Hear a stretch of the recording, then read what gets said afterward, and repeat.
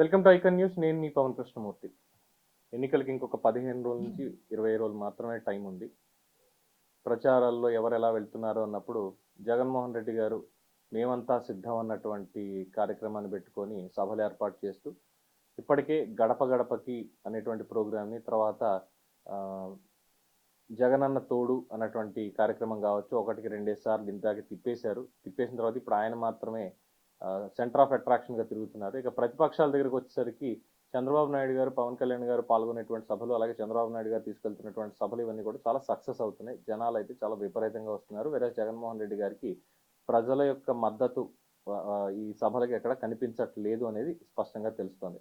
అయితే ఇక మేము గెలిచేస్తున్నాం అన్నటువంటి ఓవర్ కాన్ఫిడెన్స్, లేదంటే మమ్మల్ని చూసుకోవడానికి చంద్రబాబు నాయుడు అనేటువంటి ఫేస్ మా ముందుంది. రాష్ట్రంలో ఉన్నటువంటి వాళ్ళందరూ కూడా కేవలం ఈసారి ఎన్నికలు అనేది వైఎస్ జగన్కి చంద్రబాబుకి మధ్యలోనే జరుగుతున్నాయి అనేటువంటి ఫీల్లో ఉంటారనుకుంటున్నారో కానీ కూటమికి చెందిన అభ్యర్థులు, మేబీ చాలా హార్ష్గా ఉండొచ్చు కొంచెం వాళ్ళకి వినిపించడానికి, కానీ ఉన్న ఫ్యాక్ట్ ఇదే. కూటమికి చెందినటువంటి అభ్యర్థులు చాలా అలసత్వంతో మేము గెలుస్తున్నాం అని చెప్పి ఇప్పటి నుంచే సంబరాల్లో మునిగి తేలుతున్నారు. కనీసం క్యాడర్ని, ప్రజల్ని కూడా పట్టించుకోవట్లేదు. ఇది దాదాపుగా అనేక నియోజకవర్గాల్లో జరుగుతున్నటువంటిదే అన్న అభిప్రాయం ఒకటి బయటకు వచ్చింది. నిజంగానే మరి దీన్ని బలుపు అనుకోవాలా, వాప్ అనుకోవాలా, లేదంటే ఓవర్ కాన్ఫిడెన్స్కి ఇంకా ఎక్కువ ఏమైనా అనుకోవాలా తెలియట్లేదు. కొన్ని నియోజకవర్గాల్లో ప్రజల అభిప్రాయం కూడా కనుక్కోవడం జరిగింది. కనుక్కున్న తర్వాతే ఈ వ్యాఖ్య చేస్తున్నాం. ఎందుకు అనంటే, డబ్బులు మాకు ఎవడిస్తే వాడికే ఓటేస్తామనేలా కొంతమంది ఉన్నారు. మేము ఓటు ఎవరికి వేస్తామో కూడా చెప్పం, మా ఇష్టం అన్నటువంటిదే మెజారిటీ అభిప్రాయంగా ఉంది.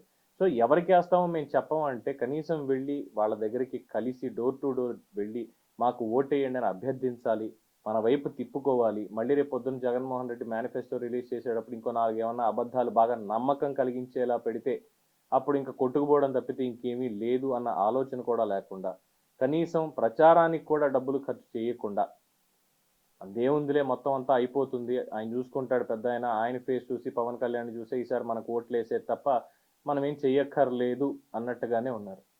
సో ఇలాగే ఉంటే 2019 మళ్ళీ రిపీట్ అవుతుంది అనడంలో ఎటువంటి ఆశ్చర్యం పడక్కర్లేదు. ఇది అనేక కాన్స్టిట్యున్సీలో ఇదే జరుగుతోంది. ఇప్పటికే డోర్ టు డోర్ ఒక రౌండ్ పూర్తయిపోయి మళ్ళీ వెళ్ళి మళ్ళీ ఒకసారి కలిసి ఇగో ఇది పరిస్థితి అని చెప్పుకునేటువంటి స్థితిలో పటిష్టంగా ఎలక్షనీరింగ్ జరగాలి. బూత్ లెవెల్లో మొత్తం క్యాడర్ ఇప్పటికి ఏంటంటే పవన్ కళ్యాణ్, చంద్రబాబు నాయుడు గారు కలిసిపోయారు కదా, భారతీయ జనతా పార్టీ కూడా కలిసి వచ్చింది కదా, ఇంకా మందే ఉందిలే అనుకుంటే కింద క్యాడర్ ఎక్కడ కలవట్లేదు. ఇప్పటికీ ముగ్గురు కూర్చొని బూత్ లెవెల్ ఏజెంట్లను ఎలా నియమించుకోవాలి, లెవెల్లో ఏం చేయాలి, అక్కడ మనం ఎలక్షనీరింగ్ ఏం చేయాలి అన్నటువంటి దాని మీద మీటింగ్ జరగలేదు, డేటా ట్రాన్స్ఫర్ జరగలేదు. ఖచ్చితంగా వాళ్ళకి ఎవరైతే అందరి తరఫున ఉన్నారో వాళ్ళకి ఇన్స్ట్రక్షన్స్ అనేవి లేవు. సో వాళ్ళు అక్కడ ఏం చేయాలో తెలియక కన్ఫ్యూజన్లో ఉన్నారు.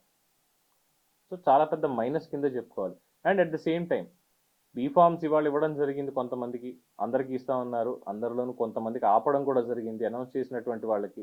వాటి మీద నిర్ణయాలు ఎప్పుడు తీసుకుంటారో తెలియనటువంటి పరిస్థితి. అంటే ఎప్పుడో నెల రోజుల క్రితమే అభ్యర్థుల్ని ప్రకటించేసి ఎన్నికలకి సన్నద్ధమైపోవాలి, ప్రచారాలు 1-2 సార్లు జరుపుకోవాలి అన్నటువంటిది లేకుండా ఇంకా నాంచుతూ అది వాళ్ళ దగ్గర తప్ప లేదంటే అధిష్టానం తప్పో తెలియదు కానీ ఇంకా నాంచుతూ వెళ్ళి అసెంబ్లీ సెగ్మెంట్లే కాదు ఎంపీ సెగ్మెంట్లు కూడా ఉన్నాయి. ఎంపీ సెగ్మెంట్కి వచ్చింది అంటే ఓటమి తప్ప ఇంకేం మిగలదు ఇటువంటి అలసత్వంతో ఉంటే. అందులో ఎటువంటి అభ్యంతరం లేదు.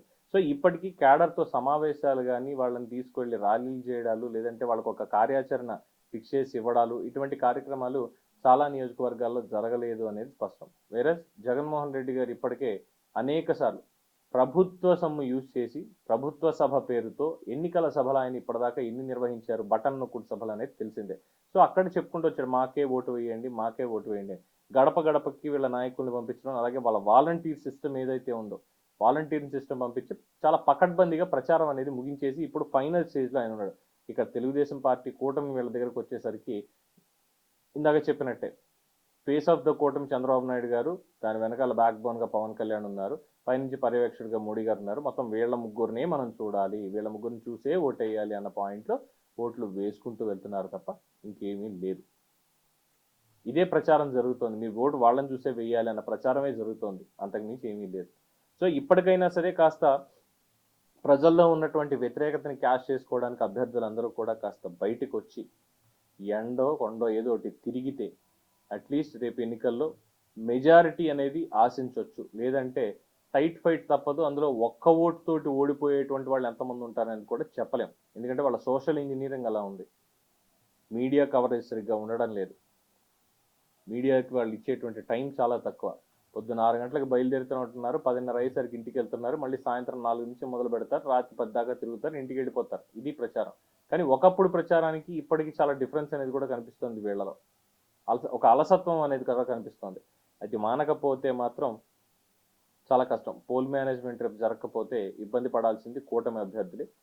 అట్లీస్ట్ ఇప్పటికైనా సరే రిలీజ్ అయ్యి ఈ పోల్ మేనేజ్మెంట్ మొత్తం ఎవరికైతే ట్రైనింగ్ ఇచ్చుకోవాలి, ఎవరిని పంపించాలి బూత్ ఏజెంట్ల కింద మొత్తం పకడ్బందీగా డేటా అంతా రెడీ చేసుకొని అప్పుడు ప్రజల్లోకి వెళ్తే బాగుంటుంది. ఇంకా అగ్రెసివ్గా వెళ్తే బాగుంటుంది. అంతే తప్ప నార్మల్గా ఉంటే రేపొద్దున్న ఇబ్బందులు తప్పవు అనేది చెప్పక తప్పని అంశం. సో ప్రజలు మీ అభిప్రాయాన్ని కూడా దీని మీద తెలియజేయండి. చూస్తూనే ఉండండి ఐకాన్ న్యూస్. నేను మీ పవన్ కృష్ణమూర్తి.